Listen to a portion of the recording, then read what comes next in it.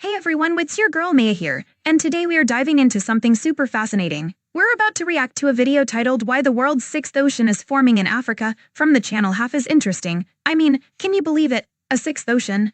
My mind is already racing with questions. What does this mean for our planet? How did we not know about this before? I can't wait to see what wild facts and hilarious insights they have in store for us, so make sure you stick around because this is going to be a wild ride.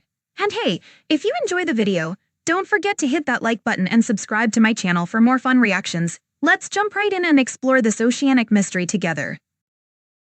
This video was made for the sixth ocean. I mean, you'll have to wait like 10 million years and the $12.99 isn't really necessary for the ocean, but I'm short on cash and I need to buy a new fanny pack.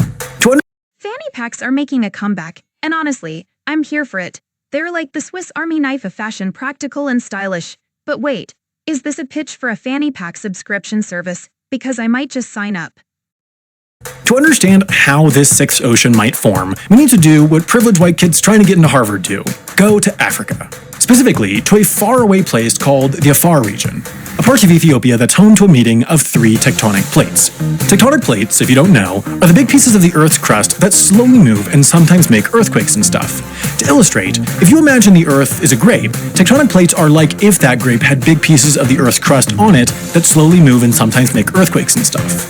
Here, in the Afar region, we can see the meeting of the Arabian plate to the north, the Nubian plate to the west, and the Somali plate to the east, which creates a Y-shaped intersection almost as volatile as the ones that Google draws with dotted lines. The problem is that the plates are moving. The Somali plate is slowly headed southeast, towards the Indian and Australian plates, and the Arabian plate is slowly headed north, towards the Eurasian plate, where it will eventually close the Persian Gulf, meaning Saudi Arabia and Iran will eventually have a land border, which I'm sure will go great and be celebrated with. This is a wild thought. Imagine Saudi Arabia and Iran sharing a land border. Talk about a geopolitical shakeup. I can already picture the headlines: new neighbors, awkward beefs, and border disputes. It's like a reality show waiting to happen. And be celebrated with an extra. The East African Rift, though, is the key to the potential new ocean. It's what's called a continental rift, a term that currently holds the record for the most esoteric geological phenomenon to ever be the basis of a children's movie. Now that's a fun twist. Who knew continental rifts could be the star of a kid's movie? Ice Age continental drift really took a deep dive into geology. I can just imagine kids asking their parents about tectonic plates while munching on popcorn. Talk about educational entertainment. Basically, a continental rift is where two tectonic plates that make up a single continent begin to separate. In this case, the Nubian and Somali plates, which together make up Africa. If they keep separating, the continental rift may turn into what's called an oceanic spreading ridge. Essentially, once the plates move far enough apart, they'll form a big crack, which will allow magma to flow up from beneath them, where it will cool and create a new ocean floor, continuing until Africa is split into Africa Original Flavor and Africa 2 Electric Boogaloo. This is hilarious. The idea of Africa being split into Original Flavor and Electric is pure comedy gold. I can just picture a snack commercial for Africa chips with those flavors. Who knew geology could be so snacktastic? I mean, if we're going to have a new ocean, we might as well have some fun with it. 2 Electric Boogaloo, and a new ocean will form between the two newly separated mini-continents. But you shouldn't get out your swim trunks, sunscreen, and Aquaman traps just yet. This is getting even better. The mention of swim trunks and Aquaman traps is such a funny visual. I can just imagine people gearing up for a beach day on a brand new ocean. But seriously, it's a good reminder that these geological changes take millions of years. So maybe we should stick to the pool for now. It'll be millions of years before this sixth ocean, which I'm proposing we call either Ocean 6, 6 Fast, 6 Furious, or Ocean in the Chipmunks, the Sixth School, forms.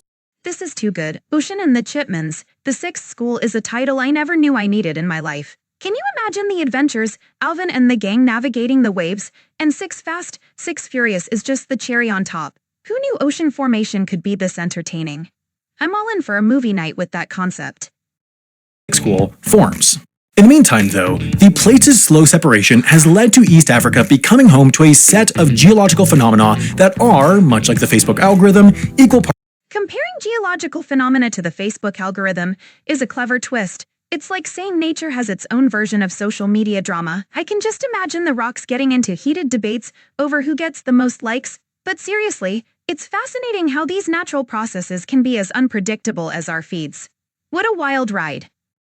Equal parts fascinating and terrifying. There's Ale, a massive volcano in Ethiopia which is home to the world's longest lasting lava lake and is almost certainly a Fire Nation base. There's Lake Tanganyika, the world's second A Fire Nation base. Now that's a crossover I didn't see coming. I can just picture Zuko and the gang chilling by Lake Tanganyika, plotting their next move, and a lava lake. Talk about a hot vacation spot. This is turning into an epic adventure story. Who knew geography could be so animated? Deepest lake and home to the Goliath tigerfish, which looks like if a largemouth bass had a baby with a clown from It, and there's also a bunch of giant tens of miles long. A bass and a clownfish, that's a wild genetic combo. I can only imagine the chaos that would ensue if that fish swam into a party. And giant tens of miles long features. Nature really knows how to go big or go home. This is like the ultimate nature documentary meets a comedy sketch. I'm here for all the bizarre and fascinating facts. Tens of miles long cracks in the ground in Ethiopia and Kenya that look like CGI portals to the underworld. The point is, and there's no easy way to say this, but the plates are separating. It's not that they don't love each other, and it's not that they don't love you, but they just need some space. The classic "we just need some space" line. Even tectonic plates have relationship issues. It's like they're going through a breakup, but instead of awkward conversations, they're just drifting apart. Who knew geology could be so relatable? I guess sometimes you just have to let things cool off literally. The main reason for this is something called the afar plume. Unlike Jafar's gloom, which is the main source of conflict in the direct-to-video Aladdin sequel, the afar plume is part of the Earth's mantle that has been heated by underground magma. If you've ever stolen a hot air balloon or tooted in the pool, except don't fact-check me on that second one, you'll know that heat tends to make things rise, which is exactly what happened to the crust above the magma, which eventually rose so much that it split, thus creating the rift valleys. It's worth mentioning that there's still some debate over whether or not the new ocean really will form. Some scientists say that the Arabian and Somali plates may not move enough to create an oceanic spreading ridge, while other scientists say that if I keep refusing to eat anything other than flaming hot Cheetos, I will die.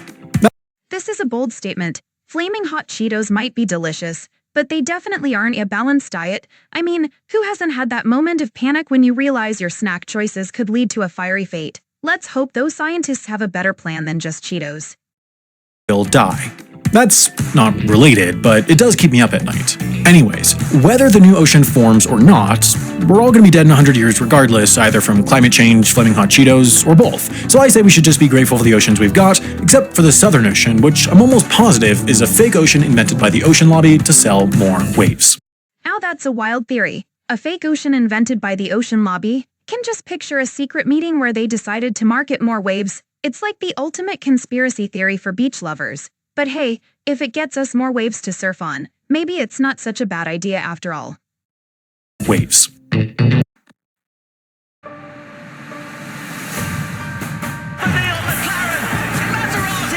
Well, that was quite the adventure, wasn't it? From fanny packs making a comeback to imagining geopolitical beeps, this video really took us on a wild This video ride was made through the possible by formation of the Curiosity world's Stream. sixth For just ocean. $15 Who a knew year, geology get the could be best deal so in stream. entertaining? I mean, we went from snack commercials to animated adventures with Alvin and the Chipmunks. Talk about a creative twist.